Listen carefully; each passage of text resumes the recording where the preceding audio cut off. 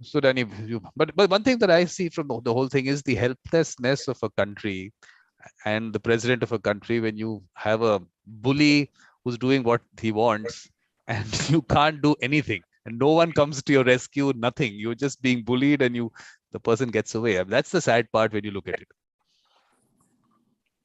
Yeah. The I didn't quite understand that. Vikram, tell me, what's the nice part? No, the thing is that a bully gets away with what the bully wants, and the helplessness of a country, of the president of a country. When you see that happening, you just ask yourself, where are we going now? I'm just trying to get my earphones on. I apologize. I think I'm connected somewhere else, and it'll be better if I can really hear you clearly. And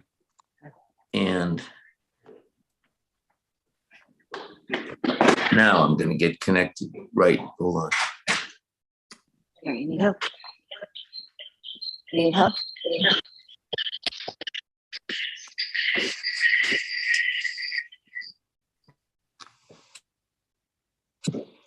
Now I should be connected the right way if I. Okay. Is it any better now? Yes, much better. Now I can hear you fine. Yeah, you're going through my earphones and I can hear your dulcet tones very clearly. Okay. Not too loud, is it? No, you have a beautiful broadcast voice. If I had your voice, I would have been a disc jockey or a sports broadcaster and had a good job.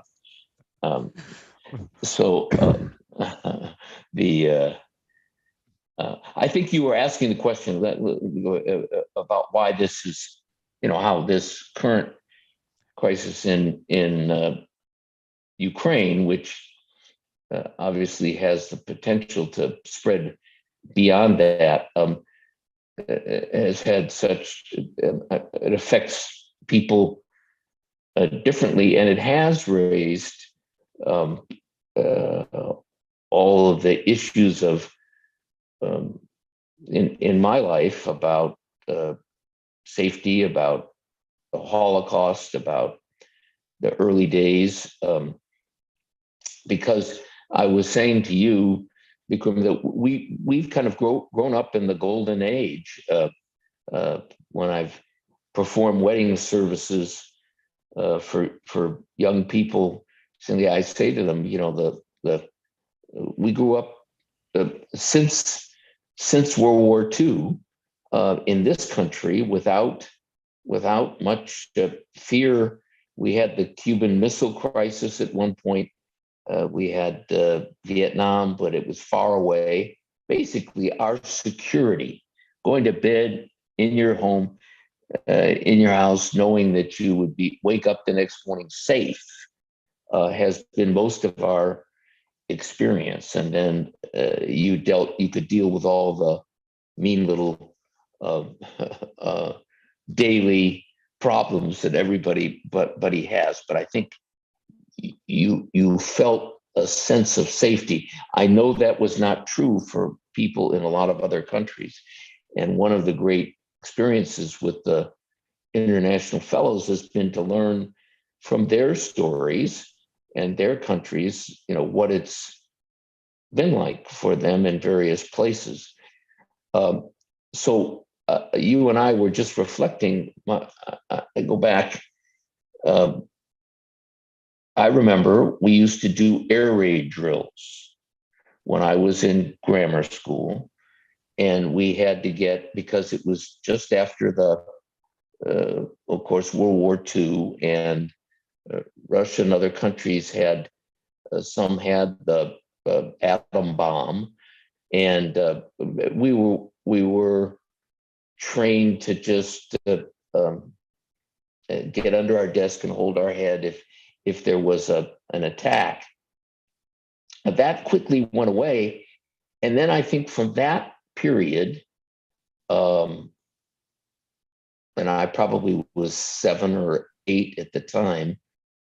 From that period of the late 1940s or early 50s, I never feared for my safety again. When I went in the army, I was eligible to be sent over to Vietnam, and I and a number of others were seriously considering whether we would exercise our rights to civil disobedience because we did not believe in that war. It was a terrible,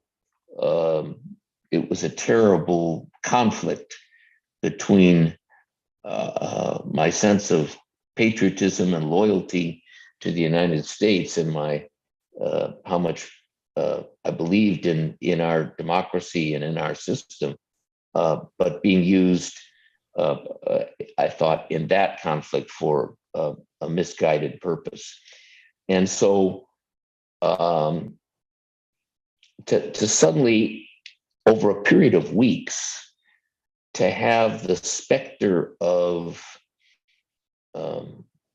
unbrazened aggression and the threats of all sorts of themes, Vikram, that are scary in this Ukraine crisis. And I've seen the Ukrainian people sitting in subways. I've seen the specter of Putin throwing around the word Nazi, that he's there to clear out Nazis, and yet the president of Ukraine, this very courageous man, is Jewish. And so the irony of Putin claiming he's going there to clear out these drug-infested Nazis, and the leader is a young Jewish man, it mixed up a lot of themes. I haven't been able to sleep very well, or to function well, because I can't put this in some place that it makes sense.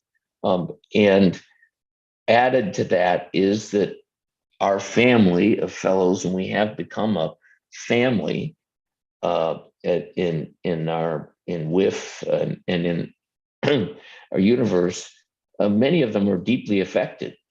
And we've gotten to where when one part of the world is affected, all of us kind of pull together, and we haven't known what to do, how far this guy will go.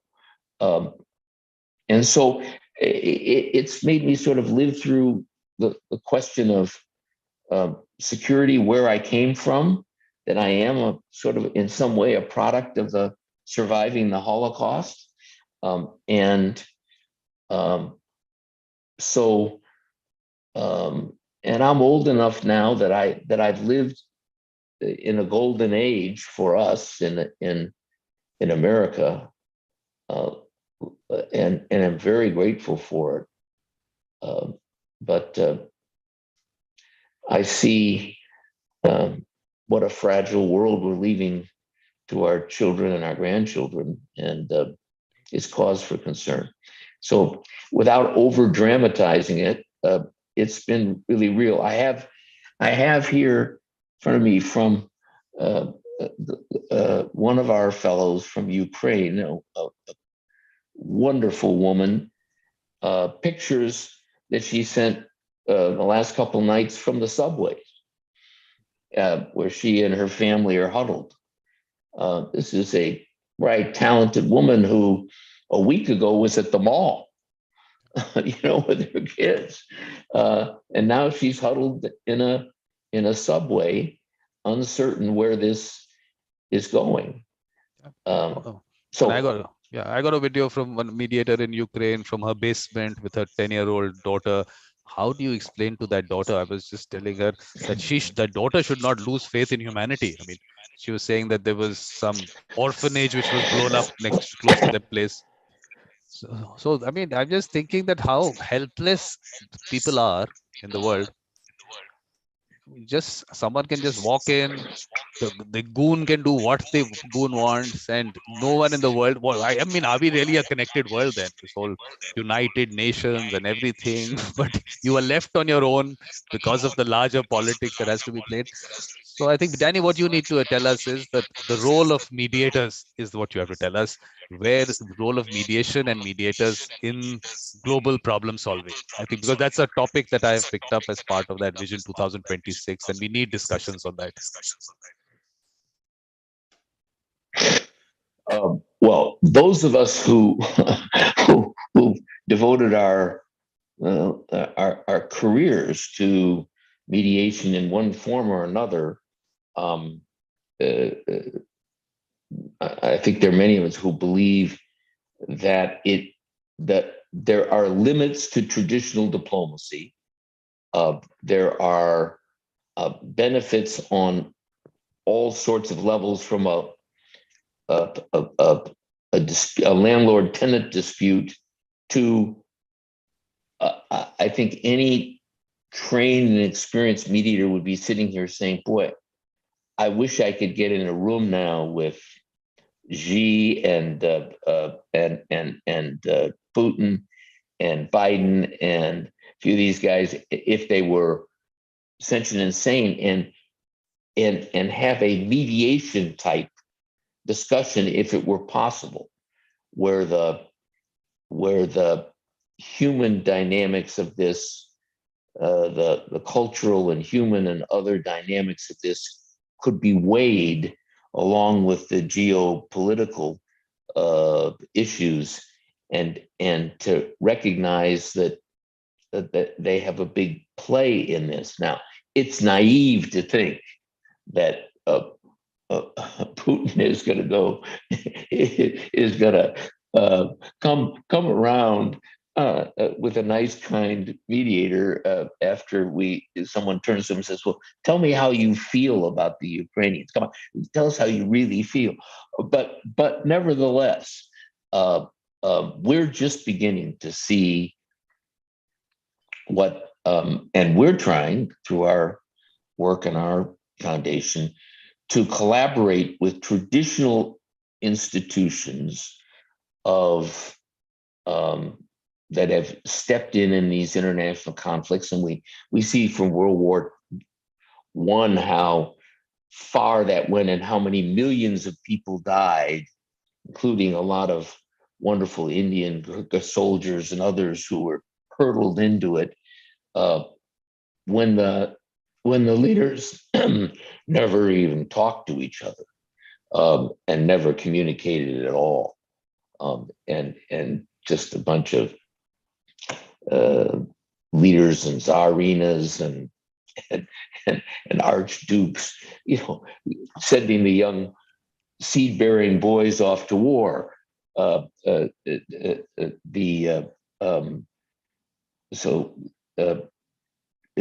Timothy Leary, and I was thinking of that with Putin. Timothy Leary has this wonderful. He was a character during the Vietnam War and others, and a little bit out there, but he had this wonderful phrase that he said, "I have an image of the old generals in the Pentagon rubbing their phallic missiles and sending the young seed-bearing boys off to war." And that's been kind of true throughout, in many ways, throughout history, and we just can't allow that to happen again. And mediation around the planet is beginning to experiment on what its limits are. Train people in the diplomatic corps so that they can call on it and recognize the differences between it and traditional diplomacy, and without dealing with egos and all that stuff, collaborate, not replace, but collaborate with traditional diplomacy to solve regional and international problems. That's what we are in the baby steps of experimenting with around the world. Um, and we, unfortunately, it's in its nascent stage, and not I think at a time where we could jump in now. Although you can't help, you have to guard against feeling overblown. But there's not a trained, mature mediator who isn't just saying, "Gosh, I wish we could get these folks to talk to each other at a different level, because they see this wonderful planet with all the stuff that we could be doing right now, on a bad spiral." But Okay, only enough. no, but I Yeah. think that Danny, the problem is that when you talk about mediation, who are the people who are parties who are going to be on the table? The problem is the war industry, which is what, trillions of dollars. That are they going to be part of the discussion or not? Because after you don't They get have them, to. then They- there is the entire peace industry. That's also an industry. I still call that also an industry. They are good running their businesses on this entire thing. So how do you get them into the picture? Vikram, I think it'd be presumptuous of me to lay out a blueprint for how we do it. What you've raised is a really important point. Who are the stakeholders? Yeah. Who would you really have at the table if you were attacking that? How do you throw in all of the interests that knowingly or unknowingly have combined to cause threats to our climate, threats to our safety and security, and how do they play into it? And how would you ever get all of the stakeholders together and so on? I don't. I wish I had that blueprint, but it would be presumptuous. But I would bet you that there are now people out there working in the UN, working in other organizations around the world, trained, dedicated mediators and others emerging who could make a pretty good stab at it, given time. That could collect together a different group. I think you've raised something very profound. A different group of who are the people who ultimately contribute to the security risks and so on. And there are religious barriers. There are political barriers to it. There's enormous self-interest and uh, uh, capital barriers to it. But none of it's impossible when the power of reason and compassion can prevail.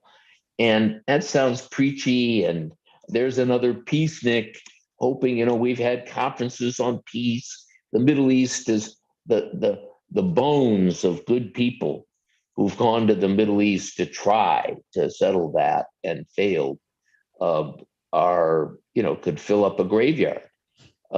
So we need to not repeat the mistakes that earlier well-intentioned folks have done, and reinvent the way that we approach solving conflict. And I until this recent crisis came up that threatened everything, I was becoming sanguine that we were making steps in that regard. And especially when you saw the young people in countries around the world gravitate toward a better way of solving conflict, and learning it in the schools, learning it early in law schools and judicial, but not just there. As we begin to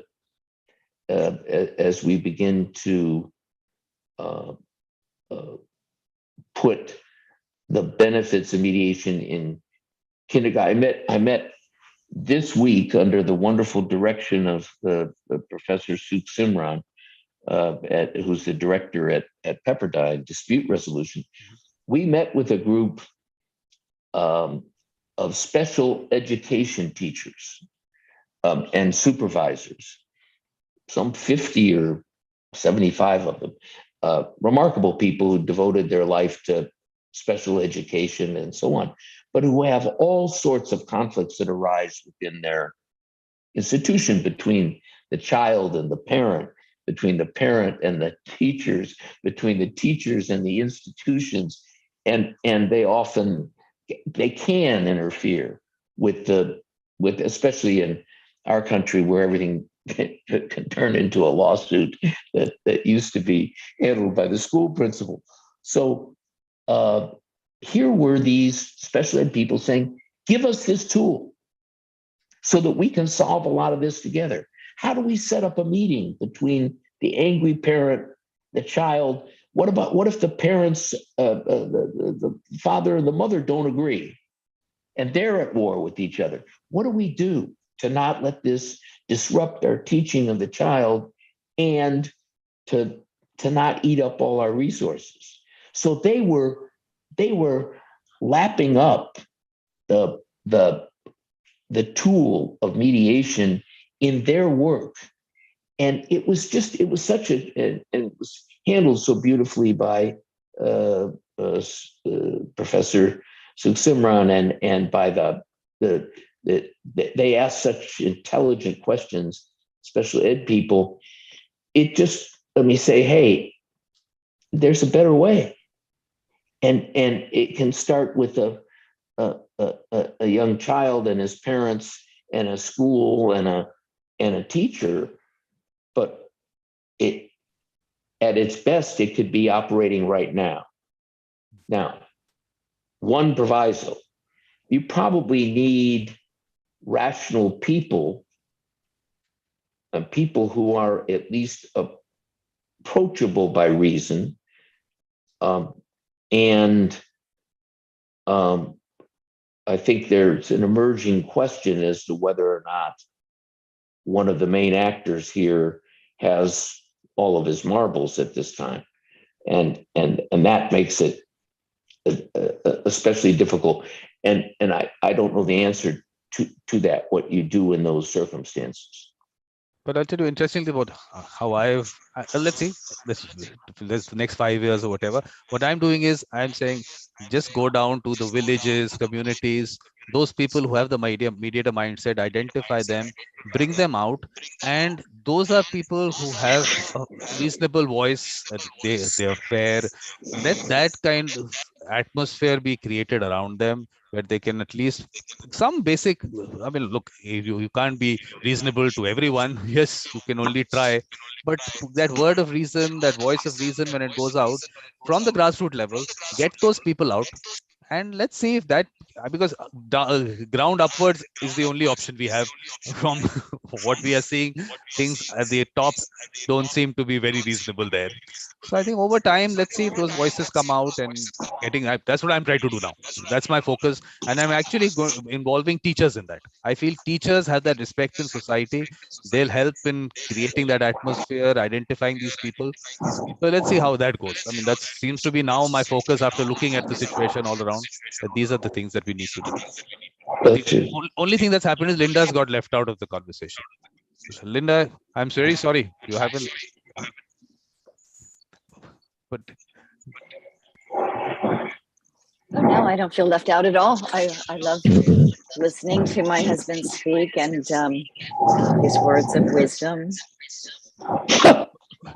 And I think, yes, honey. Not always.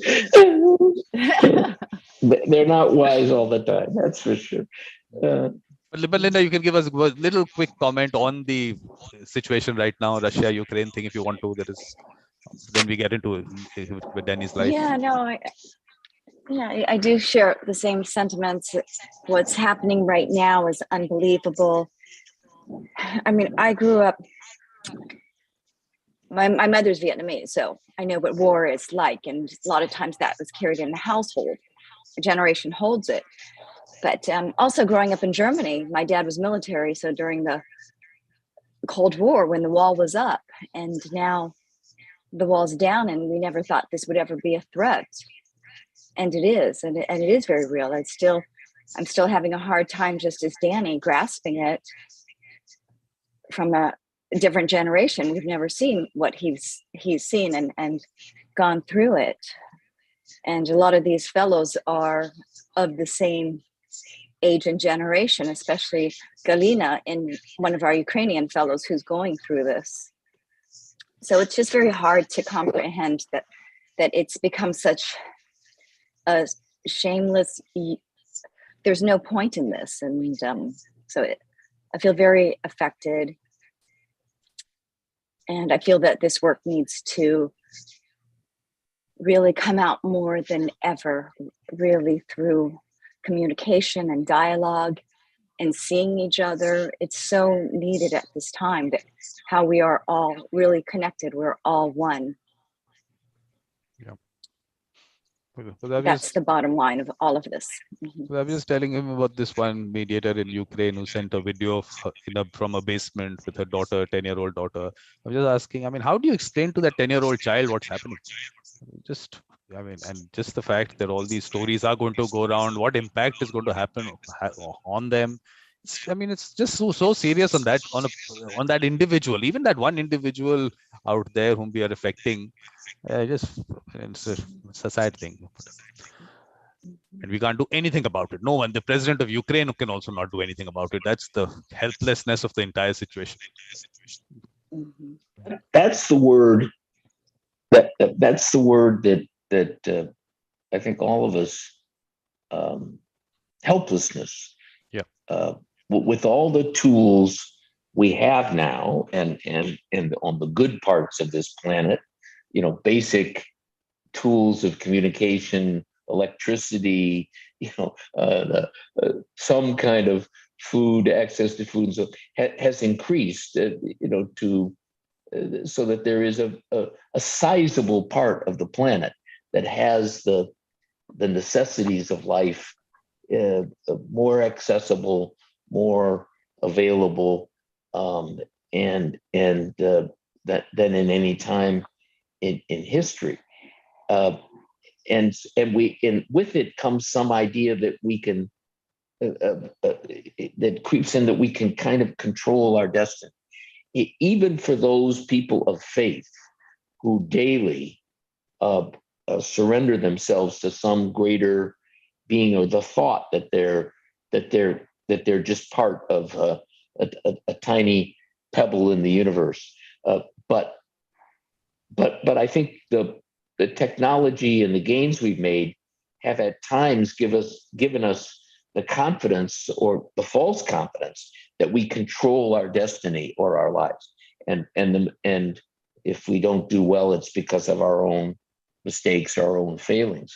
Something like this happens, and our helplessness is, we suddenly realize that our lives, our future of the planet may be in the hands of some angry person who could blow up Chernobyl again, and clouds of radioactivity could go over Europe. And so that return to, in all of us, and I know in your history and Vikram, and almost everybody I know, there's a place you return. And Linda very eloquently just said, I've met some of her family when we were in Vietnam, and I know how much, despite growing up in Hawaii and and her father being part of the U.S. military, and there's still a very big part of her that was, and of her relatives, who are the product of a war and a division between the North and the South and Vietnam and all of that culture. And it never leaves you. And then these kinds of events trigger it in a way that I didn't exist. And then for me, Vikram, just the echo of uh, uh, Putin using the word Nazi to define the Ukrainian leadership, and then the irony that this courageous young man who's leading that country now and risking his life and standing for the Ukrainian people in a way that I think the world has been very taken.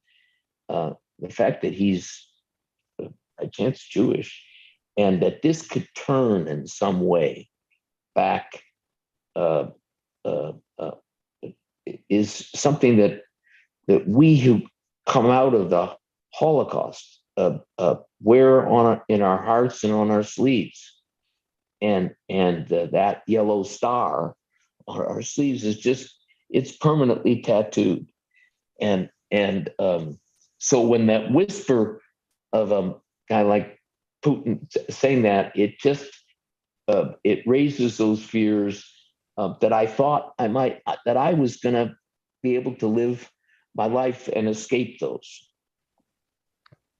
Yeah, because the only thing is, where does this end? Because tomorrow China wants to enter India and then start doing something. Everywhere there is some dispute or the other lying there, and you just walk into a country and you just do what you want. So is that the bully, right? Like I keep saying, that bully gets away with it, and everyone just watches. Well, we haven't heard. I certainly don't want this to turn political, but we haven't heard from India on the world stage, and there are a lot of us who've been waiting for, hoping that China would on this join with. I mean, this is we know that the Chinese word for crisis is an opportunity. The symbol is the same. And the opportunity to me right now is that the United States and China would in some way put down their swords and band together to begin a world order of people who have great differences and great different ways of going it, but are going to say no to this kind of nonsense and exercise their power jointly for disbanding it. And it seemed to me like that's a great opportunity, and that's where mediation and the tools of mediation might be really effective. The other player in this, not of the probably of the magnitude of India, is of China, is India. Yeah. And that leadership, I don't want to get into your politics and your country and so on, but they have a big voice as the largest sort of newly developed country in the world, and kind of in between different countries. So I don't know whether out of the mud comes the lotus, and whether or not this crisis will awaken some themes internationally. I wish that the mediation stage or universe could be used. We have a diplomat on our organization, a former diplomat, ambassador, who's very active in our organization and very talented. And he's been struggling with the ways in which we can use this kind of a thing as an opportunity to invite people into that kind of forum, maybe not starting with the two or with the issue itself, but with the concentric circles around it. And so I wish we'd had a few more years to develop our tools, Vikram, because I think it's going to be difficult for mediation to replace traditional diplomacy in these crises at this time. I would envision that 10 years from now, assuming we survive, if a crisis like this arose, that there would be both diplomacy, but there would be means of invoking mediation between world leaders, between affected people, between the other stakeholders that you've mentioned on a emergency basis in a way that we never envision now. No, I think, And yeah. so No, I think people just have to understand. that's where we're going. Yeah, because I think people have to understand that's a skill. Otherwise, there's a very casual talk that so and so country will mediate. I mean, there are individuals who have to have the skill to do it. You don't say countries will mediate. I mean, you have to have specific people coming out in the world who can be looked at the world stage as those kind of mediators. I think it's maybe time. So I think maybe, yeah, I think now we have to just go to your childhood and maybe we start from there. I think we can't look like, again, it's helplessness. We can discuss, we can have all the conversations, but if those people are suffering in that basement in Ukraine, we can't do too much. So Danny, so where were we? We were basically, we hadn't got done too much of your childhood. So we do a quick recap kind of thing on the pictures. Oh. Let's just do, okay. So you want to give a little, okay, that's your mother. Yeah. I mean, I don't have to tell you. For those, that's what a phone used to look like, Vikram. So now we have both. We have the phone here and we have this phone here, which the picture is taken from. Okay, so that's my mother and that's my father. Wonderful picture of him because he was by that time probably the leading rabbi in the United States and a great intellect, and his writings were known all the world. But where he was most at home, I think, was not in front of the Holy Ark or the Torah, but sitting on a log contemplative in the forest where he sort of earned his early spurs as a logger and found a great peace when he returned to it. So that's one of my favorite pictures of him in his contemplative, but you can see the smile and the softness in his face and the kindness in his expression. Yep.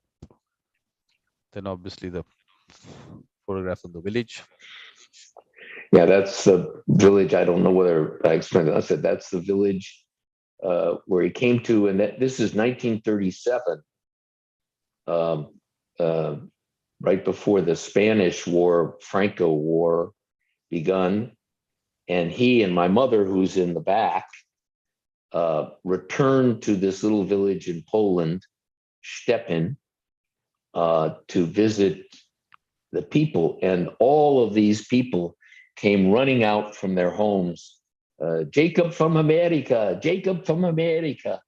And he wrote this wonderful story about how he returned, and all of those people, and they had a couple days that they spent there with wonderful accounts that luckily were saved in their diaries.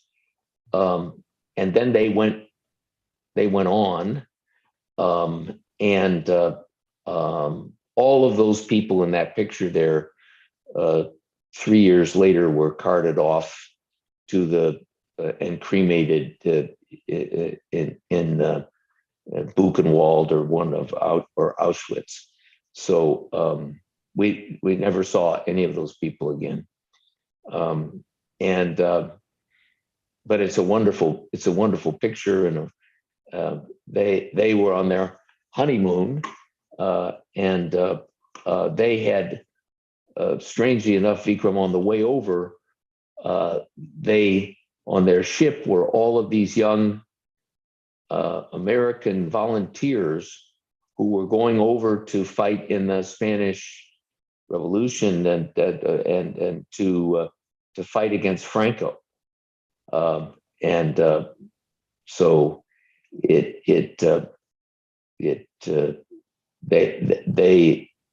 they became involved in that, just in that battle. And my father because he had aligned himself with some of those volunteers who went over to fight Franco, was labeled as a premature anti-fascist. And when our country started going after people who were considered pinko or communist in not one of our better histories, he was by intelligence for a while considered a premature anti-fascist. That's a pretty interesting terminology. He fortunately, and then get off of him, he fortunately was ultimately vindicated, of course, and was nominated by President Kennedy and Johnson to do leadership work in the world of civil rights, and was very appreciative because he loved America and the opportunity that it gave to him, and this censoring of his loyalty because of his early attachment to the fight against Franco, it was something that disturbed him deeply. But interestingly, I don't know how that's happened, but so many people who've come on Evolution of a Mediator have had that background. They've been Jewish and their families have come from there. And imagine it's not just in the US. I have someone from UK, Jonathan Lux. His family also the same situation, moving out. So I don't know, is there a connection between mediators and that history, or what I was saying, that history impacts you and helps you as you practice as a mediator? Because it's really interesting. Ken Cloak, Michael Lang, Bernie Mayer, you, Jonathan Lux. I mean, all of them is a major connection there. I'll have to. Well, it's an interesting subject, Vikram. I gave a speech 30 years ago. I think I have it, called why mediation is a Jewish thing. And I wrote it actually with my younger sister. And it was filled with jokes and making fun of our tradition in a loving way. And but it's a strange irony because the Bible and much of it is very strict and not mediation, lays down lots of rules, and there's very great precision about, there's the 10 commandments, they're not mediated, and so there's a part of our religion, especially the more conservative parts of it, that are anything but sort of mediative. It's the word of the Lord, and there's not great mediation or conciliation about it. And then there are aspects of it that are very that speak in terms of even mediating with God. With the story of the sacrifice of Abraham and Isaac, and where he's sort of saying, "Why should I slay my son? Don't." And he's arguing with God. So we have both traditions of some obedience and rule of law within the and strictures within the Old Testament and the Bible, and then a tradition from the very beginning of sort of saying, why is that true? Sort of questioning the great dialogues between Martin Buber, the I and thou, the debate between your internally between your ego and your superego is a mediation that takes place within your own self and your own conflict. So you've asked a very profound question. Why out of that tradition? I think we've developed that because while we've had to develop the ability to be tough and defend ourselves and be strong against there is an instinct, I think, amongst our people that we want to settle conflict if we can. And we're kind of raised that way. And so it isn't surprising to me that a number of our very fine mediators in the world come from a Jewish tradition. It lamentably is not true of all of my peeps, and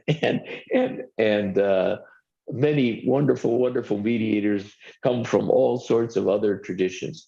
But it's forged out of, I think, out of a belief that we've never done well in the long run out of conflict, that we've always been a minority, that we've always been subject to, in our history, to the threat of being the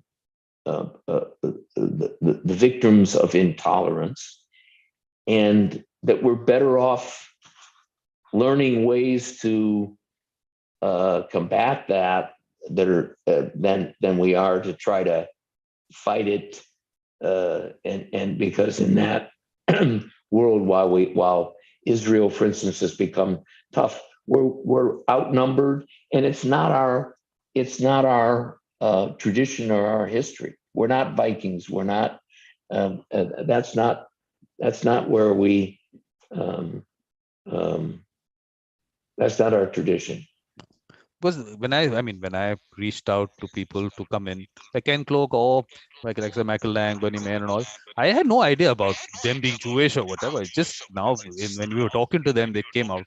So I'm saying that maybe there is something to it, which we'll, like you already said, there is something to it. there is some background to that. But it's very interesting to see that.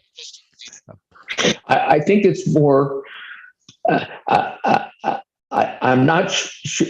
I think it's more from our social history and our intellectual development than it comes from our religious from the Bible or from our religious tradition. But that's a debate. Yeah. That's a debate that's not part of this. Yeah. Okay, so now Linda has told me that there is some echo in my audio. Yes, Linda, there is an issue there.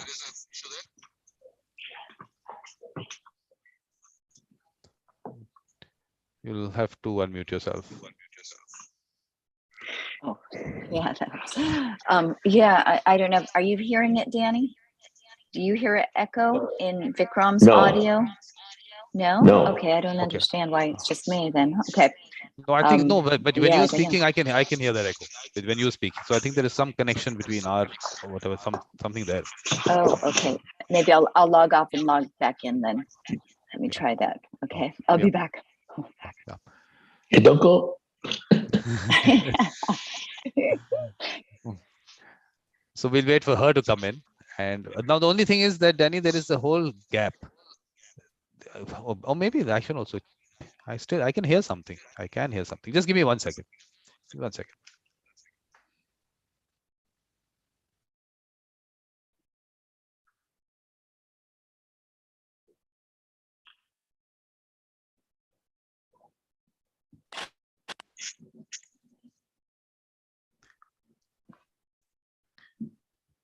Okay, now it's okay. Is it okay now, Linda?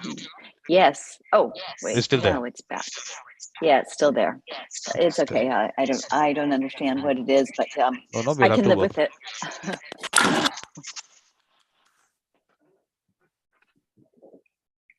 Okay, now it's quiet down. It could not be from your end. I don't think I'm sitting somewhere completely silent, so it must be with the connection. Yeah. And I can't log out and log in. Yeah. Vikram, where are you right now? I mean, what part of the world? I'm in Delhi. Okay. So that's a good question. That's about time that you asked that question.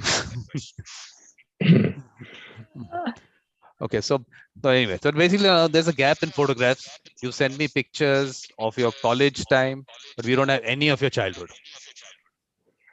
Well, I have them. Shame on me, but I left them. We were kind of peripatetic. We and we've been living in different places. I have a whole bunch from my childhood and my uh, uh, early stages that I didn't get to you, but I will do it retroactively. Um, I believe it or not, I was kind of a cute little guy, you know. Linda hasn't stipulated to that, but I think I was. But I was from the very beginning, Vikram. I was kind of a little mildly schizophrenic between the good Danny and the bad Danny, and I developed that persona, I think, or mischievous Danny. Let's not say necessarily the bad Danny, but I was um, I think partly being the rabbi's son, and for a whole bunch of other reasons. Even from my childhood, when I look at it, I was uh, uh, both an achiever and uh, uh, good in school and other stuff. But my mother always jokes that she spent more time at school with the principal than I did in class, because I would get in various kinds of trouble, and I that that persona followed me for a very long time, and trying to synthesize the part of me that wanted to follow the great tradition of my father and mother and achieve in school and become a teacher and uh, uh, observe the traditions and take on many of the humanitarian causes that I had been exposed to. And then the rebellious part, that I didn't want to be seen as the rabbi's kid, that I wanted to have my own world in which I was different than that. And uh, when I look back at the photos and pictures and remember what that period was like, I lived from an early age in kind of two different worlds, and I'm sure my mediation vocation was forged in some degree out of that internal battle to synthesize those two pathways. Then what about the friends that you had? Did that, I mean, was that also different types, and then one complying with what you were supposed to be, what you should have grown up as, and the other end, the rebellious part? Yeah, I was very fortunate, Vikram. I grew up in a extraordinarily dynamic neighborhood in Chicago. It was the testing grounds of integrate. It was one of the first uh, cities in America that became, the neighborhood we're in became truly integrated. I went to a high school that was half African American. I had many African American friends from the time that I was very young. I used to hang out. I mean, I remember, sneaking off into the across 47th Street and going down to clubs and places, and with the kids who were from very different backgrounds and neighborhoods, and hanging out with them, and then sneaking back home. And that started at a very early age. And I had, one of the things I treasured in my life was that I had friends from all different walks, and they um, um, they taught me a lot, and many of them remain my friends through my life. And they are the gift that was to me. I mean, it's what you in the end. I was telling my boys that in the end, having your pack of really loyal, good friends is your only security blanket. Family is important, obviously, marriage, all of those things. But in the end, in those times when which we all go through of crisis or whatever, it's our loyal friends. And so working and cultivating those and so on is something that I think is critical to your ultimate success and happiness. But I was fortunate. I was hurtled into a world, a diverse world, where it wasn't just African American people. Of our home was filled with people from all sorts of different cultures and backgrounds. The labor world was a big part of our upbringing, and so I think that exposure was a great gift, and I've held on to it to this day, and I consider it my greatest fortune. But have you stayed in touch with the children that you have, with the friends that you had when you were growing up? Yes, You have? some of them, but I have stayed in touch with. I have a number of very close friends who the friendship is 50, 60 years. But when you say that you had a mixed lot of people, mixed lot of friends, but the relationship between you was in terms of equals, or is that what we see in the US, that discrimination and the blacks and everything like that? Was that anything that came in your mind when you were growing up?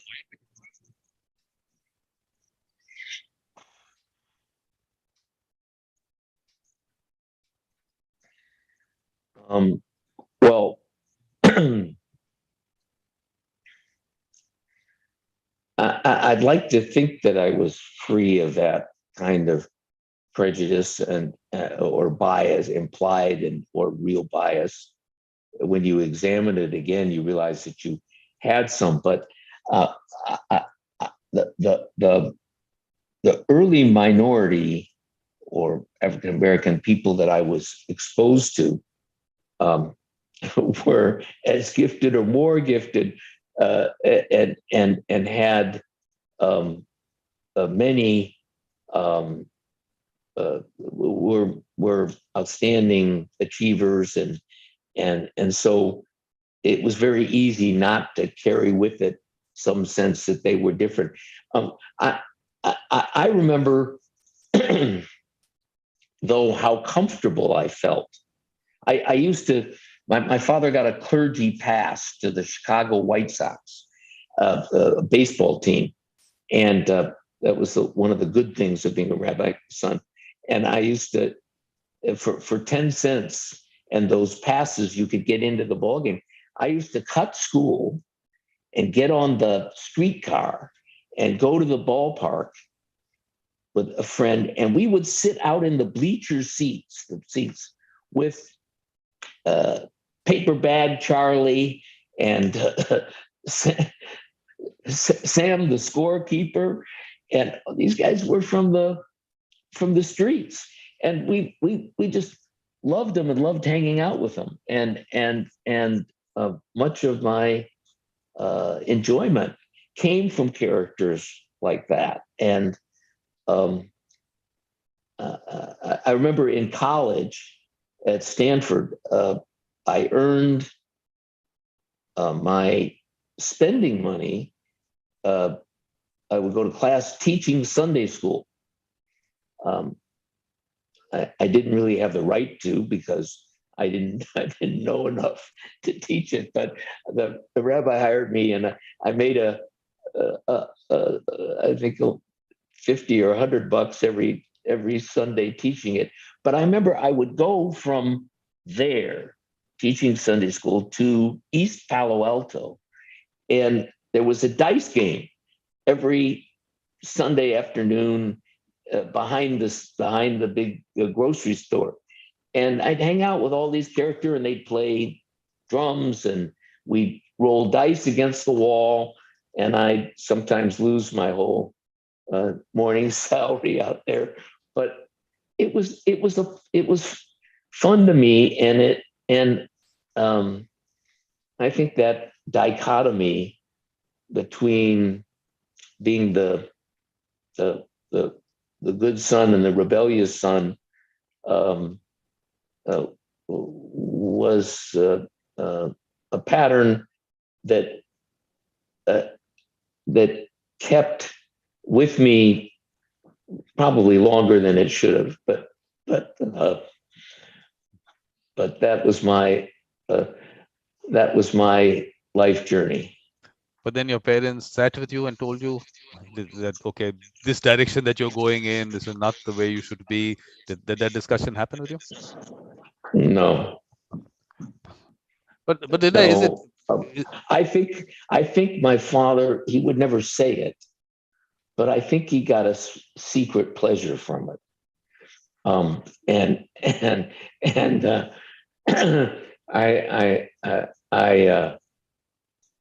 Yeah.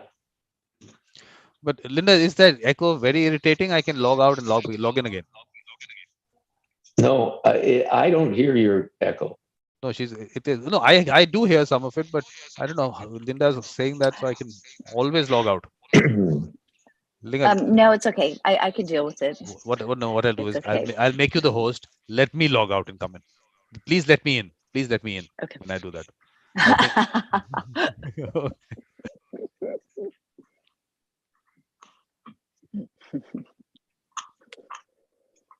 Oh, now's your chance to run, honey. I'll go play dice.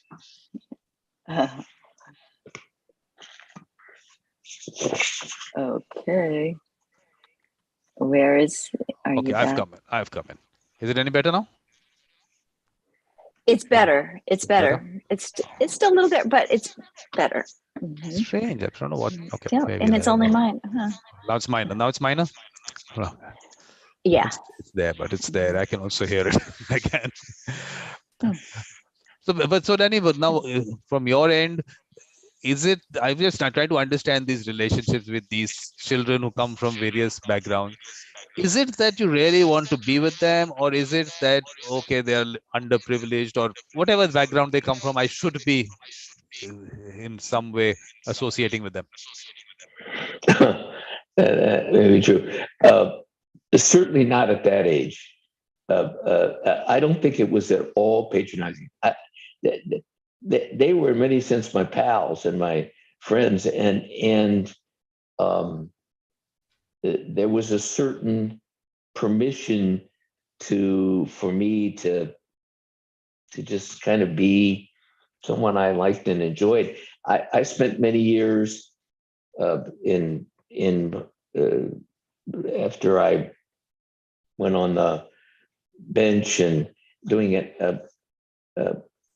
on rivers kayaking every week. I would be on the bench during the week, and then at 5 o'clock on Friday, I'd come downstairs and they'd be waiting for me with a big Jeep or a Volkswagen bus, and say, "Come on, Judge," and I'd throw my robe into the closet and put on my stuff, and we would go and kayak these rivers all over California, and they were a wild, crazy bunch of just sort of. They were people who worked at their jobs to boat. I mean, their job wasn't for their profession; it was to allow them to go and get in a kayak and be on the river and live that life. And I loved those characters, and they were the pals that I liked spending my time with. So they were, yeah, that's us on the river, hamming it up. But those are the days I forgot I'd given you. But those were the most joyful days of my early early days. There was certain freedom and so and they certainly weren't unintelligent people. They just came from a different cloth, and many of them never found their way. In some sense, they just sort of held on to that sort of vagabond river life and never found a place to go and didn't have a particularly happy later life. But they sure were fun to spend midlife with. But this is much later in life. But growing up, I mean, what's really happening in terms of your thought process about life? Is there anything that starts coming in at that stage? I mean, are you looking at life from a certain angle, the country, the history, I mean, what's really happening in a child? I mean, I don't know what age we're talking about now, but when do those thoughts start coming in?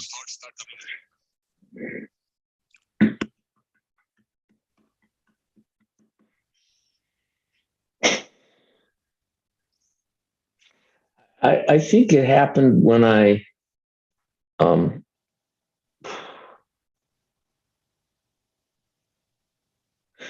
the synthesis of it, and when I began to develop my own values from all of this, is probably happened when I went on the bench at 36, 7. I forget exactly how old I was, because before that, I'd gone to law school, achieved a lot, went, and then I became a public defender, and was very involved in the draft resistance during Vietnam War and being a public defender in the criminal justice system. I went out and had a practice defending in white collar crimes and other stuff. And then I went into law enforcement. I went from there to run the DA's office, the district attorney's office, for 3 years in San Francisco. And much of my life was spent with the police investigators and trying to help enforce the laws in a time of absolute chaos in San Francisco. The whole Summer of Love and the hippy dippy movement and the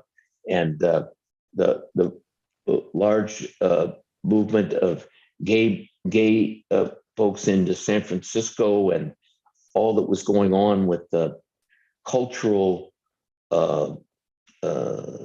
revolution at that time.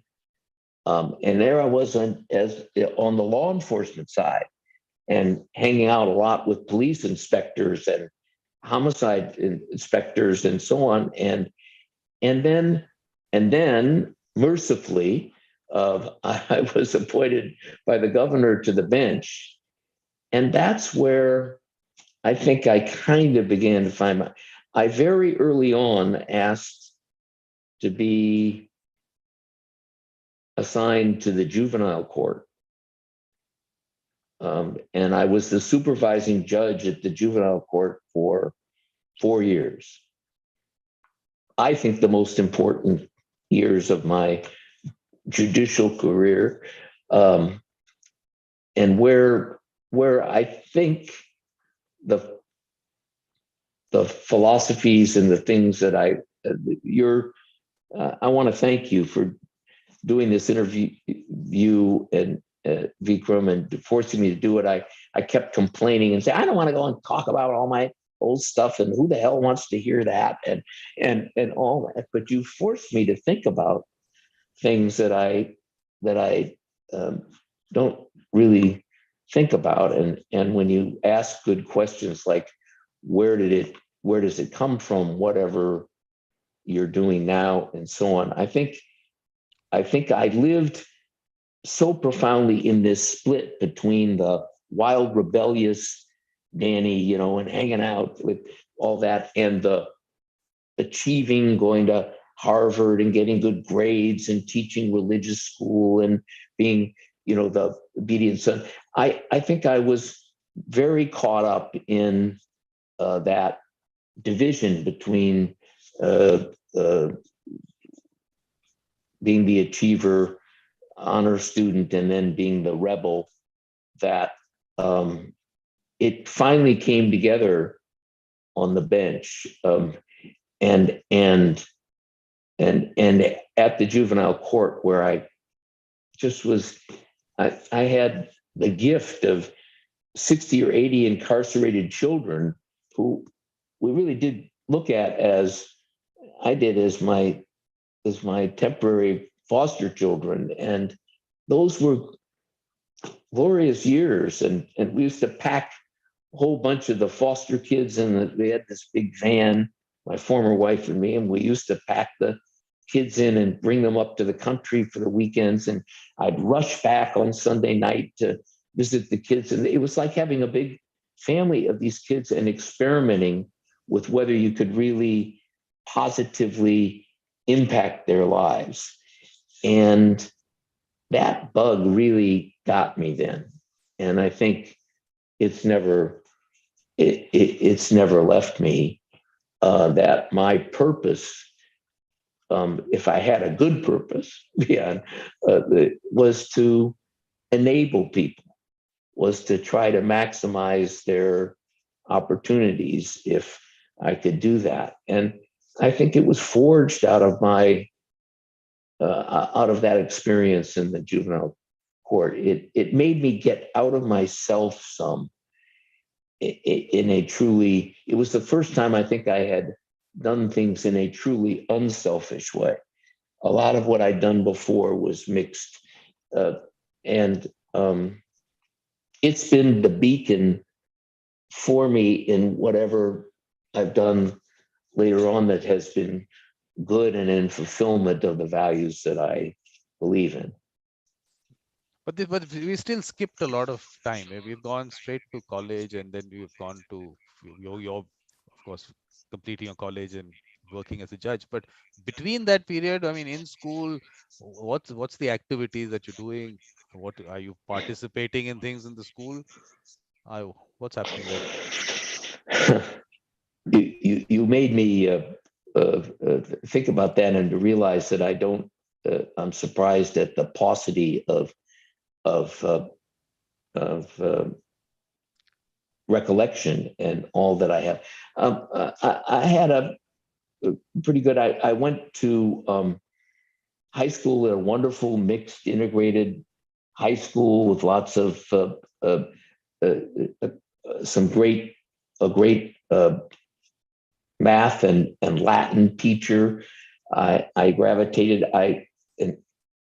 So I was very fortunate. I went to a great public high school, and I won the state math contest, and earned a math scholarship to Stanford.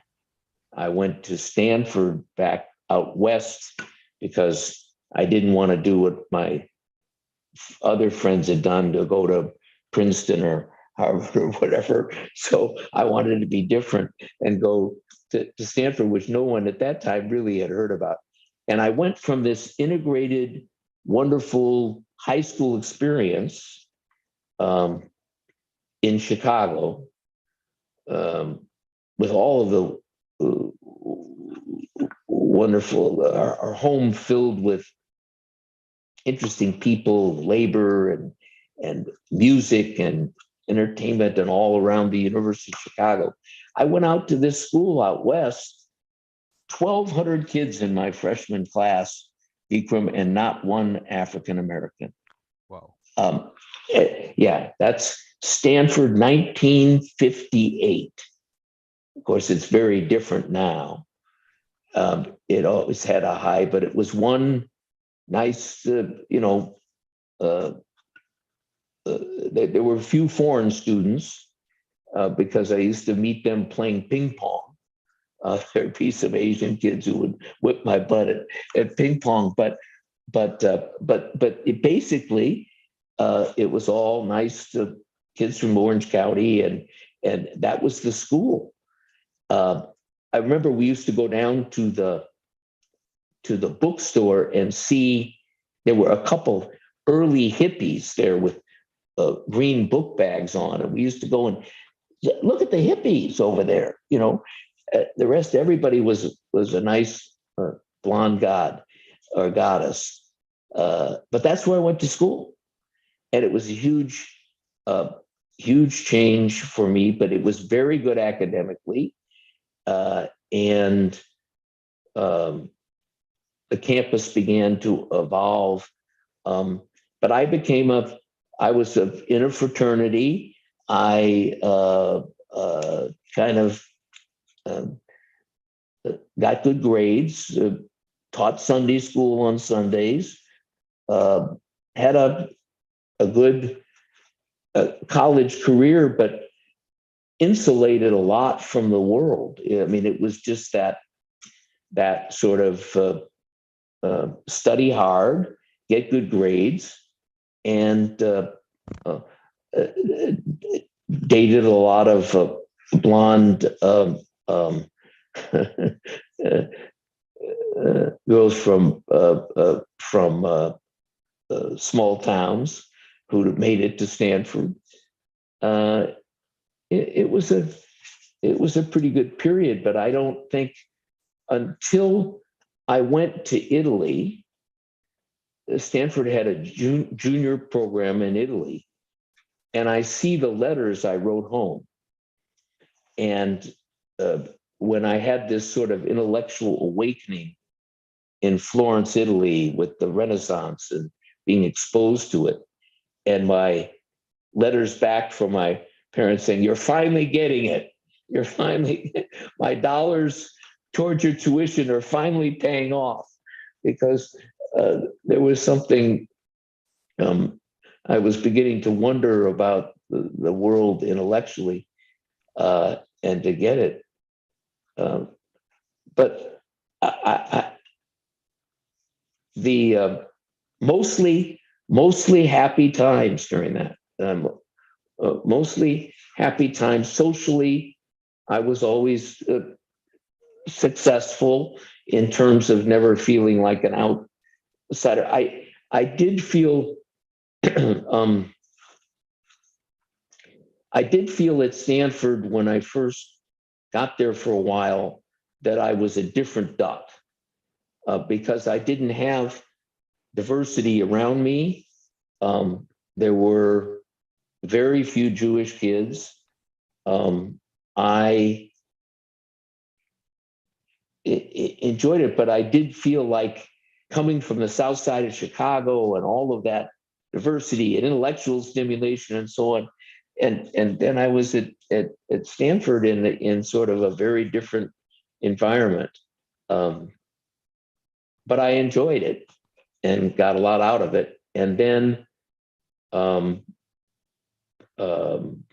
I had this wonderful experience my junior year in Florence, but at the school in Italy, and then and had some incredible experiences out of that. We went.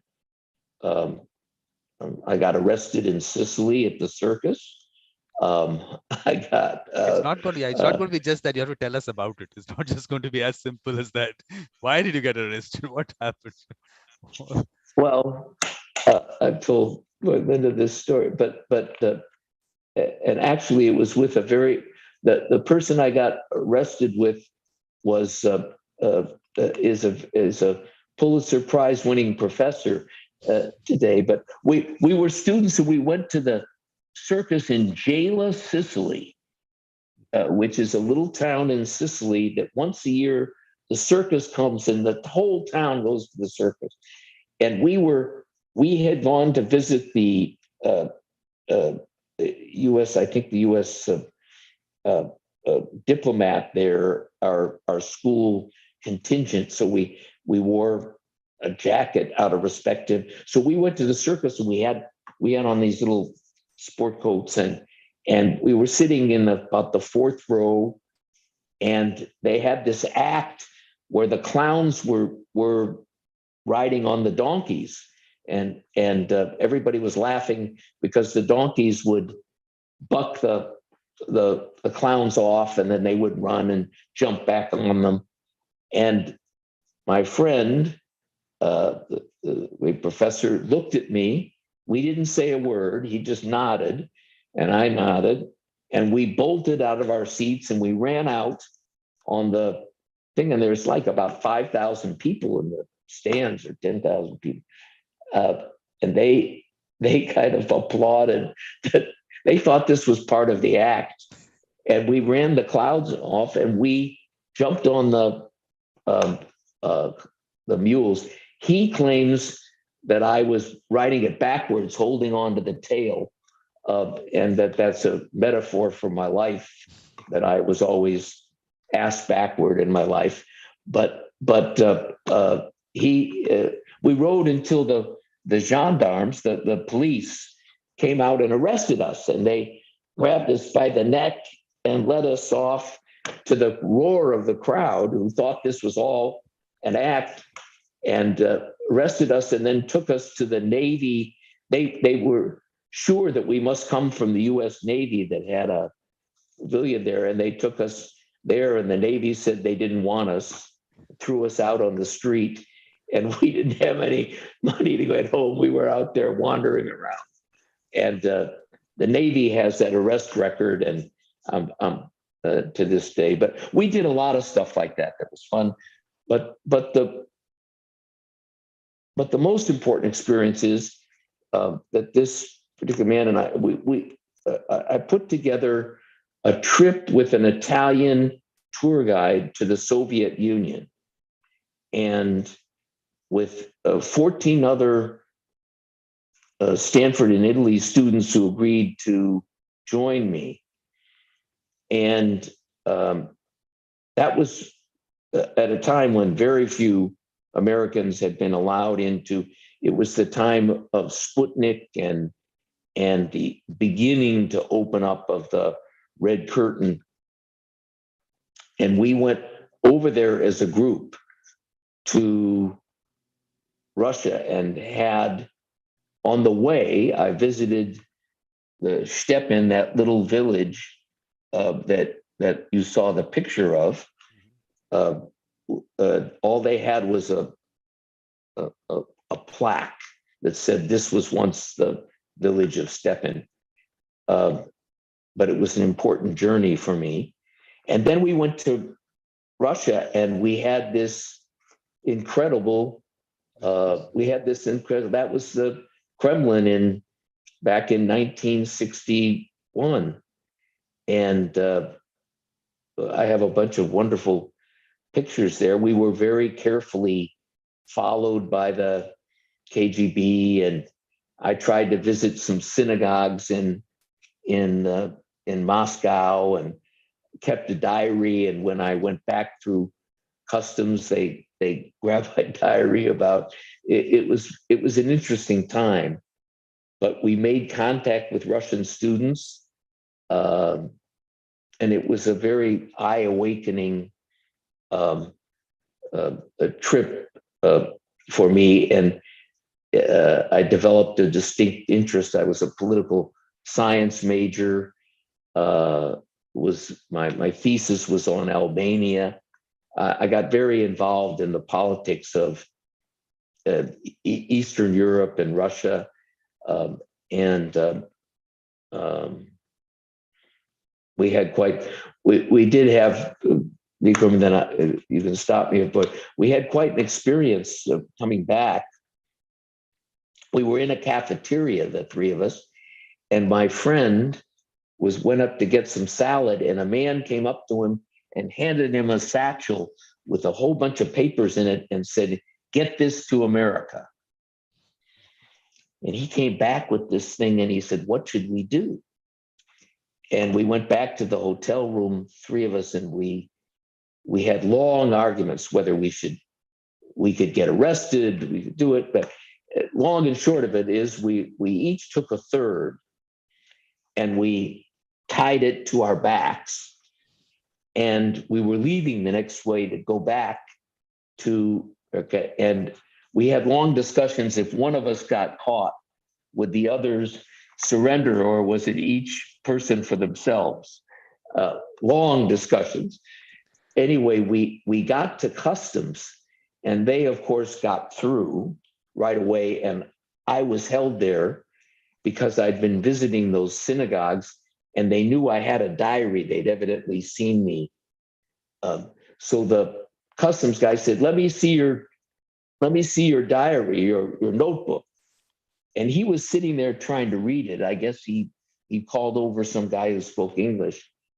And I'm standing there with 180 pages of what we think it's blueprints and photographs and diagrams. We think we have the nuclear secrets and we're going to save America. And I'm thinking, this guy's going to come up and pat my back and I'm going to spend the rest of my life. So he finally throws the diary back at me and said, don't come back here or something like that. And he said, you can go. And I sneak back and we get on the train and the train sits there for 2 hours. And we all think it's the end of us. We get the train. Long story, we finally get to Vienna and we take the documents, we put them together and we take them to the American embassy and we think we've done this great patriotic act. And they take the thing from us and they say, you can go. We'll get them to American security. And we say, please tell us. And we went off and we come back to the States and there's a message for me to report to naval intelligence in the United States. And I go there and I think maybe there's going to be a Congressional Medal of Honor or something. And they take me up to this room and this admiral greets me and he looks down at me and he said, do you know that you three risked your lives over a manual on a bicycle factories in Russia? He said, this was a disgruntled bicycle factory owner who was complaining about the corruption in the bicycle industry and had all the maps. He said, we can show you where you can buy a bike anywhere in Russia. He said, you guys are idiots. And he said, but I'd like you to come work for me for the summer and write your observations of what went on in Poland and Russia where you did. So I did spend the summer working for this wonderful admiral and sharing our observations of Eastern Europe but we did a lot of fun, exciting things during that period, and it was a But I'm just thinking that you're better off not told about that. What did you get back? You would have lived your life thinking that you've actually done some major thing for the country. Exactly. We thought we were Patrick Henry and there'd be a parade for us, but it wasn't true. But tell me, you're in Stanford now. You've got whatever students from all over the country. So what are the new thoughts that you get from everyone? How are they living their lives? Is there something different happening in other parts of the country that you get exposed to? Yeah, I think that's true. There was at that time and place. This is 1960, 61. In our world, that it was a very insular school. You know, we were interested in the football team, earning good grades. We had great professors, great scholastic system. But it was about, graduating and having the good life. And I was in a fraternity and other than performing our academics and my having some jobs to earn enough for to pay for my father paid my tuition, and I had some on scholarship, which is an interesting thing. I went on a math scholarship because I'd won the thing. And my first year, I took an advanced math class, and I got into where this told me a lot about myself. When it was algebra and all that, I was a whiz, and I won all these contests and so on. When it got to calculus, and it was three-dimensional, and where you had to think in terms of parabolas and graphs and dimensions and so on, I was completely lost.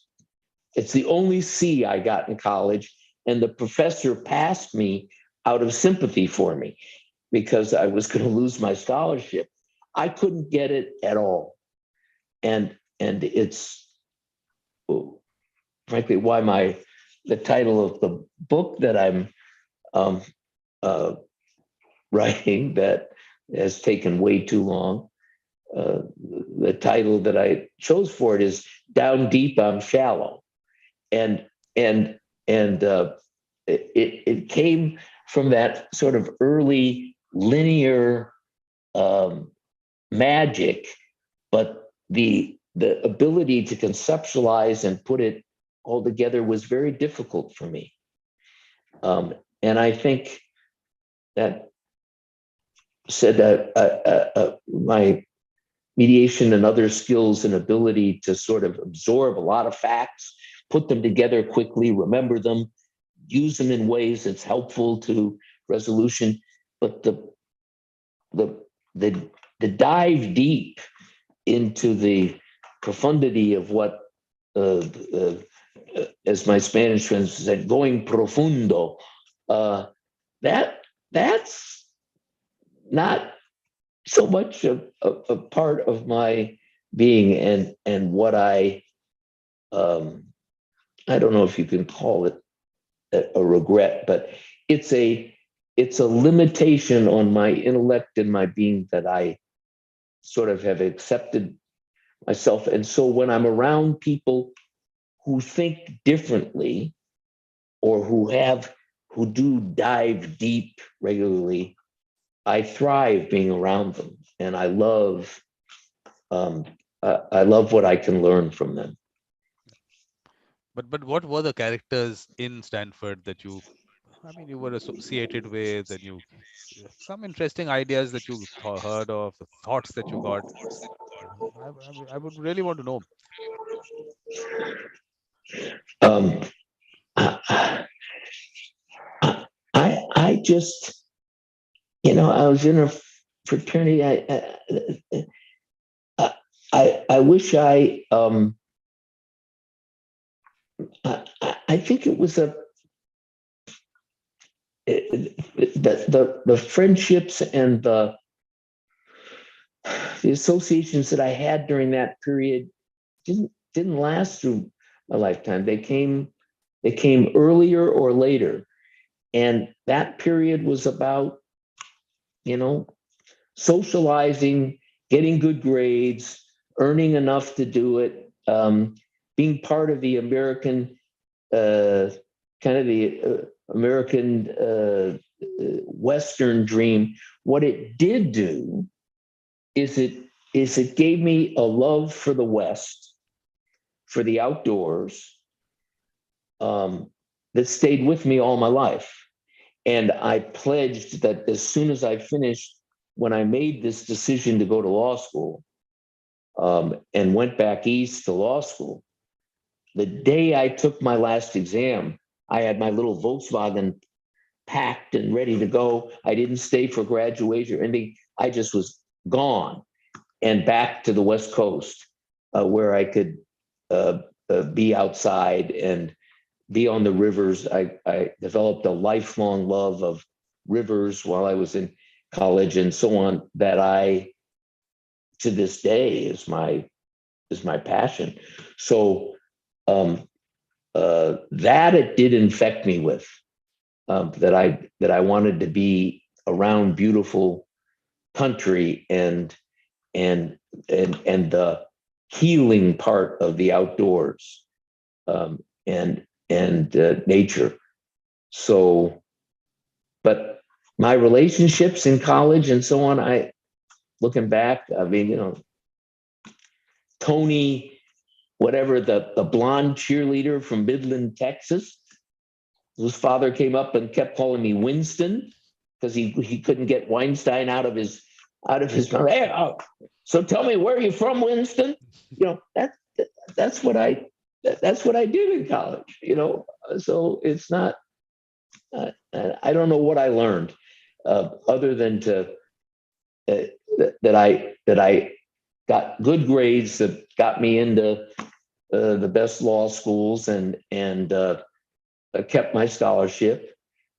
But I wasn't, I was a pretty undeveloped person at that time. What about the civil rights movement? Has that started at that stage? Yes, it began in college. That's a very great question, Vikram, and you're very astute. Yes, and that was a part of both my family and my life from the beginning. I had in fact, I got a email from him the other day. We went to the march we piled into the car of a young man, Allison and Gordon Davis, two African-American men, both of whom have had wonderful careers, but who we piled in the car and we drove to Washington, and we went to the March on Washington. And we stood there in the corridor and listened to Martin Luther King give his great speech.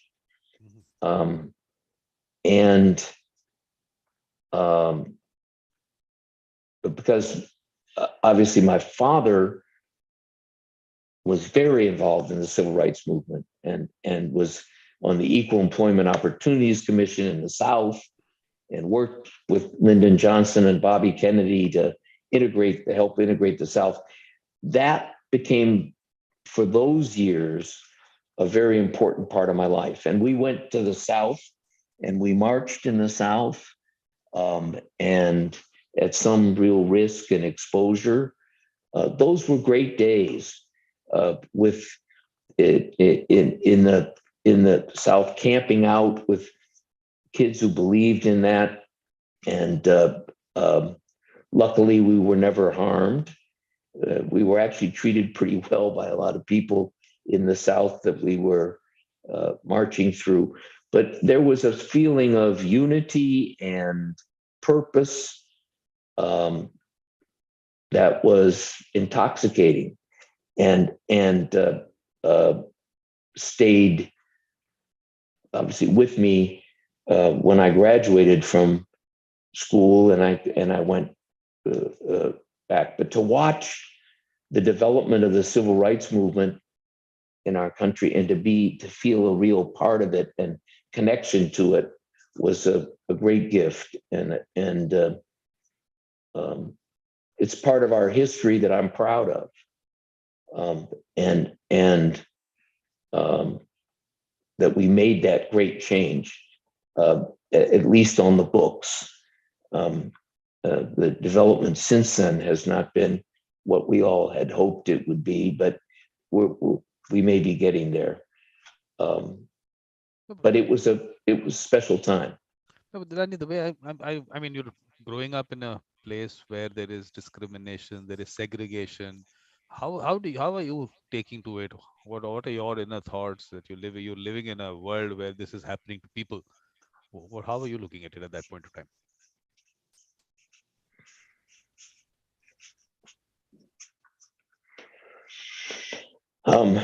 I think from my home and from a thing that we were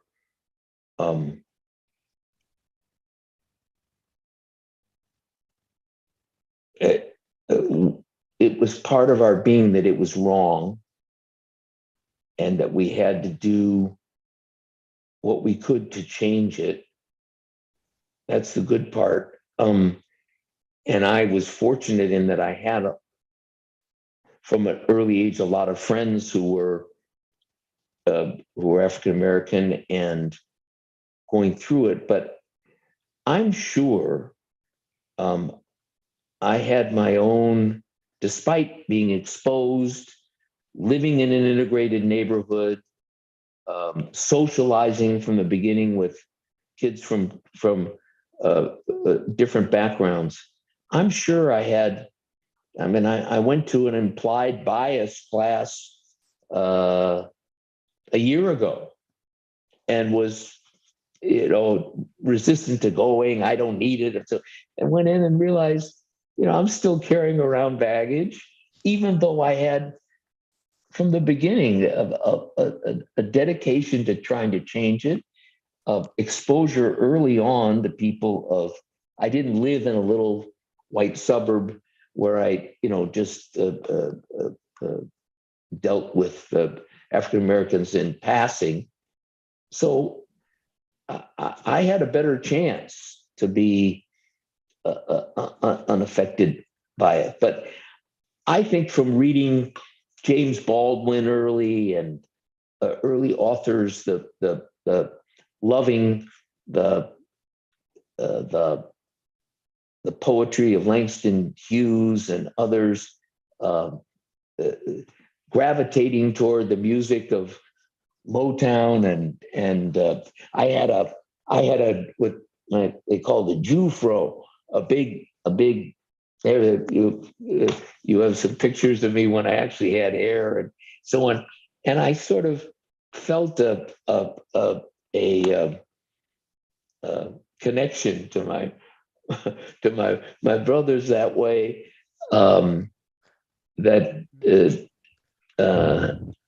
So I don't, yeah, yeah, there I was, half hippie, half doing that. I was that was during the period, right? 2 years later, I was running the district attorney's office in San Francisco. So, it was a strange time in development, but This is about the same period? yeah.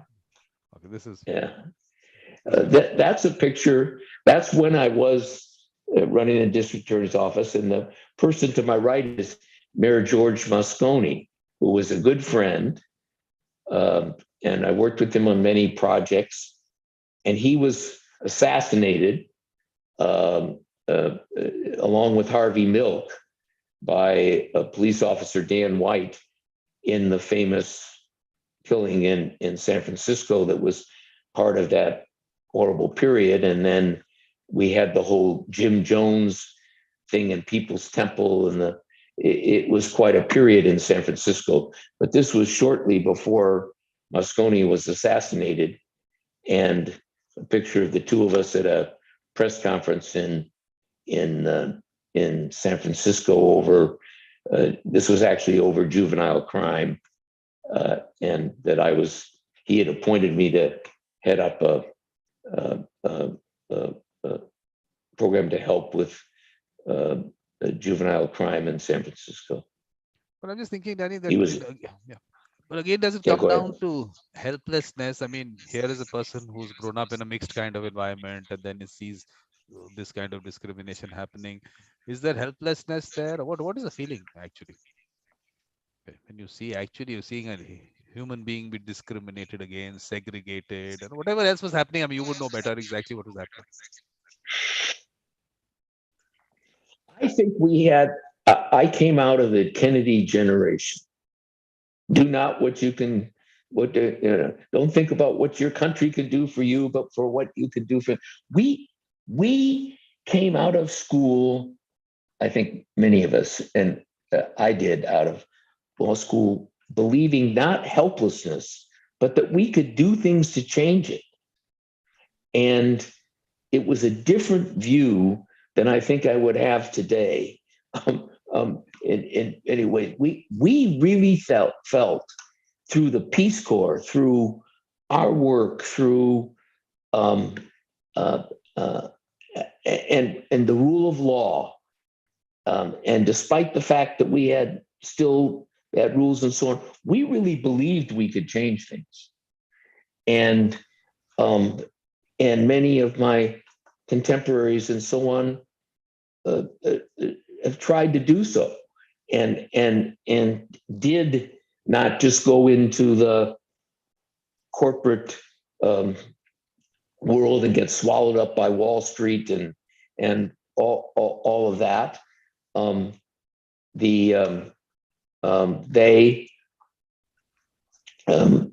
We entered a world that had its problems, but which, with a philosophy, most of us, that we had the tools, the Constitution, and the resolve to try to change it and make it a better world.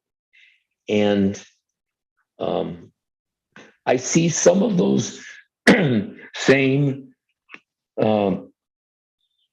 kids, with some of them with the same spirit, who are in environmental groups and world climate change and other kinds of programs, taking plastic out of the ocean and doing things, who still want to believe they can be a voice for changing it.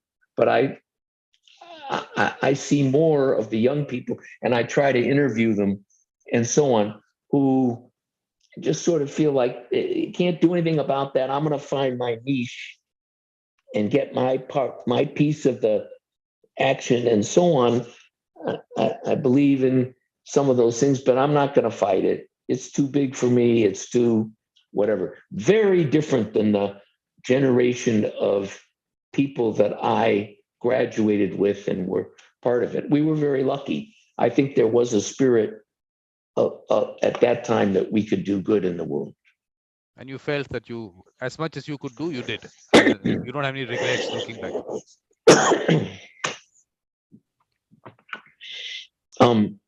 I was just about to write one of my weekly Sabbath messages, which I'm returning to, on regret.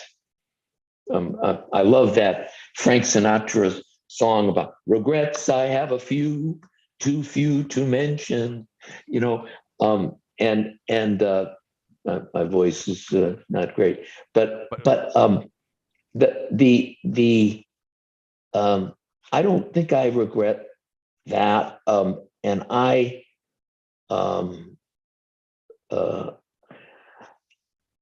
think the whole world of what is appropriate regret, about opportunities missed, about things that you wish you could have a do-over for or go back and redo, versus realizing that to dwell in them or to let them, there are lots of people who live a lot of their life in regret. That wonderful poetry of the saddest words of song and pen are what might or could have been. You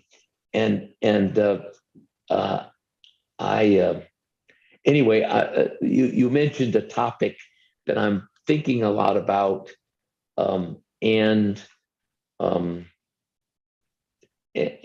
trying to understand better what is appropriate regret.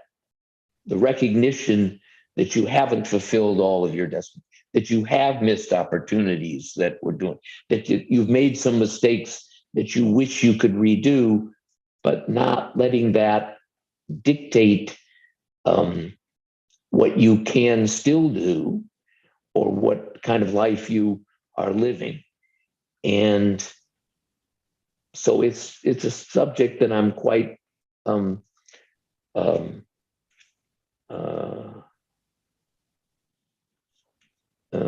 thinking a lot about right now, about it. But I don't have. I've been very. And I don't just say that reflexively. I've been very fortunate. I've lived in a great period. I've had every material and spiritual and other gift that you could be given. I've been fortunate to have wonderful family and two wonderful wives, and I feel very fortunate and have very few regrets. That doesn't mean that sure doesn't mean that I have made some flat ass big mistakes that I wish I could go back and redo. Heck yes. Are we going to hear about those also at some stage? If you can stand it. We have to go through that. But tell me now, you mentioned the song "My Way," Frank Sinatra. Do you relate to the other part of the song also? Did you live your life your way?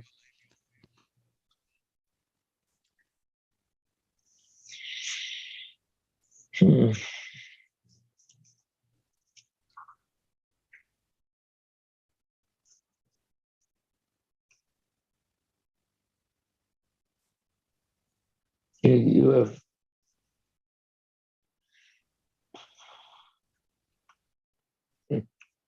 It's so funny that when you mentioned the rest of that song, I can tell you that every time I hear that, and especially the one with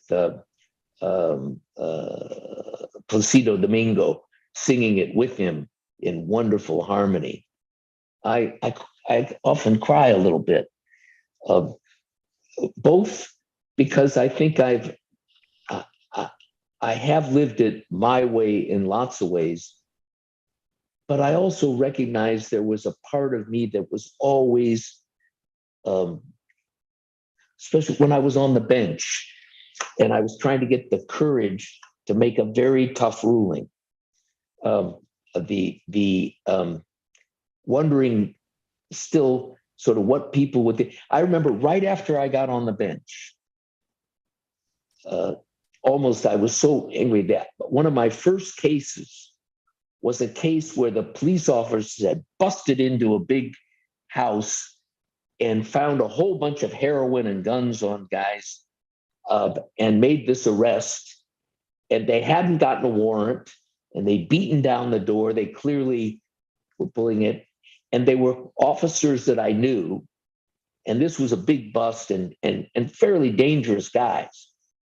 And I had the case right away on there. Was I going to throw out their search because it was illegal and let these, and I kept thinking, I wish they'd just been marijuana in there or something. I don't want, what are they going to think of me, right away, throwing out this big case against these police officers who risked their lives going in there. And I've got to say, the Constitution says you did it the wrong way, give it back, let them go. And I anguished so hard over that and was so worried. I hadn't yet developed the confidence in myself and in what was right under the law to do it and just say, let the chips fall. I did rule the right way and threw it out.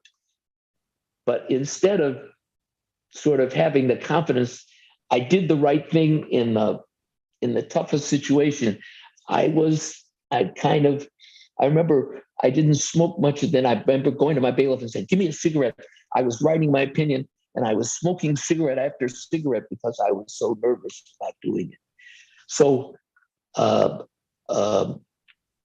I think it took me a good while to listen to my inner voice on the bench and to do it in my profession completely. And there, I think I always wanted to be liked and to be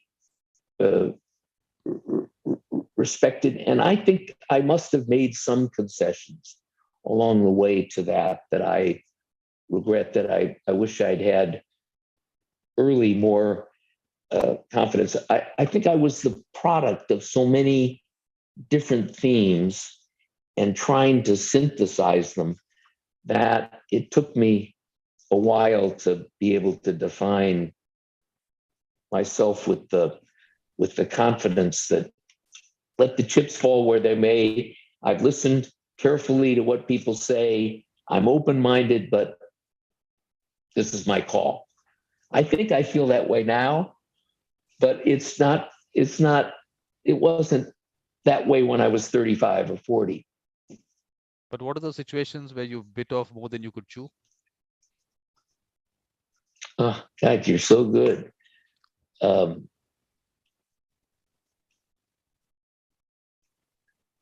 Well, I think I bit off more than I can chew a lot in my life. I've erred on the side of filling up. Like in my sister, when she was dying, wrote me a letter, beautiful letter, which I've saved to this day. And she talked about our connection.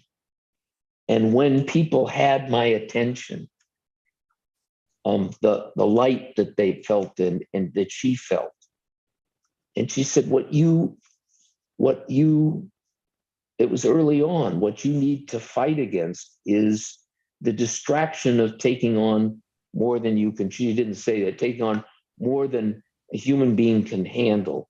And I think that's been a lifelong matter with me. People say to me that want my full attention, where I'm distracted, where I'm maybe looking at my phone, or my kids, earth to dad, kind of, so I because it's been hard for me to say no to the spectrum of things I could be doing, or the number of cases I could be taking on at the same time that I'm running a couple of foundations, and I'm doing charitable work, and I'm also trying to keep up all my exercise routine and doing, and it's a very full life. But it was often in my sister's letter, she said, just sometimes sit down, do away with the distractions, leave time for yourself. And when you connect with people, and so it's what I've tried so hard in mediation to do, which is to learn to focus completely on the other person and give them my full attention. And it was not my disposition. So I think I bit off more than I could chew in life, a lot. And while I did some good things in the process, I sacrificed the focus and attention that people deserved in the process. So I think that's biting off more than you can chew. Okay, so at the end of the day, you ate it up and spit it out. That's what we'll say. We'll just put it as that. but what about all that meditation and all that you were doing? Is that helping? In focusing on? Yes. Yeah, I think I've learned ways to you. antidote it. Let's have a look at you. That's Linda, who's a Tai Chi master, tried to teach me or to instill me with, and for a good while I at least got through kindergarten on Tai Chi, but I do have a very modest meditation practice, and I try to integrate that into my life. I swim every day faithfully. I never missed a day in the pandemic, and I swim for about a half hour, 40 minutes every day, and that's very meditative to me. When I get in the pool, I just kind of swim graciously, and I let my mind kind of go. And when I'm in Mexico, I, of course, can look at the sea beneath me and all the wonders of it. And so I've found ways to soothe the the very exciting, dynamic, lucky for me that I have all these wonderful people and excitement and challenges and everything. But whoa, slow down a little bit and do it. And I'd like to say I'm a little better, but I'm 81 years old. I'm still working 3-4 days a week and doing my foundation and so on and trying. And so that the days of contemplative days of sitting in a nice spot in the woods and reading a great novel or some poetry or just watching and listening, that's the give up of staying still very active and having this challenging, wonderful life still at my age and trying to stay in the physical shape to do it. It's great. I wouldn't trade it for anything, but the give up for me has been the period of sort of reflection and contemplative life and rest and peace that I don't know. I can't seem to do both, all of it in perfect balance. If you have that secret, Vikram, give it to me. I watch other people aging and I try to find examples of what it means to age gracefully. And it's very hard to find them. And that's subject of a different talk, but it's a subject matter that fascinates me, which is what does it mean to age gracefully and to reinvent yourself in some way, and at the same time tie your legacy or your life, the tapestry of your life together, and leave your footprint on the planet the way you would want it to be, that you live on in the acts of goodness you perform on earth. And so that's a very interesting subject. And I look out there for models of people who I say, now that woman that's what you want to be at 85 or 82 or 79, or that man. They are aging gracefully. No, but the only thing is, look, Dan is very clear. We don't want you to rest in peace so soon. Okay, so that's not his house. I'm not. But look, but right now, look, we are skipping and we're talking about this, but we are not. We're going to go back in the next episode. We go back in the next episode on this. But what has Linda's influence been on you in terms of your, whatever, your thought process and the way you've looked at things? Okay. Is Linda there or not to hear it? I don't know. But a lot, probably more than she knows. I'm here. I'm stubborn. I'm probably not a very good student, but osmotically and otherwise, and spiritually, it seeps in. The spirituality that Linda brings in, I mean, has that changed you? You looked at life differently? Anything that has happened? I think it's a work in I mean, the easy answer would be to say yes.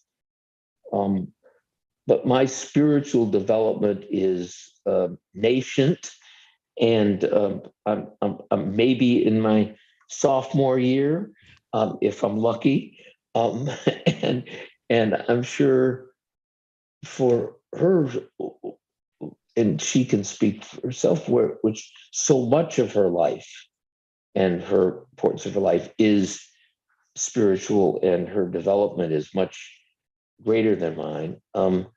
I'm a mixture of open and resistant and rebellious and don't want it imposed and don't want, and some of it I see is, my rational or contemplative mind sort of picks it. I have to fight that.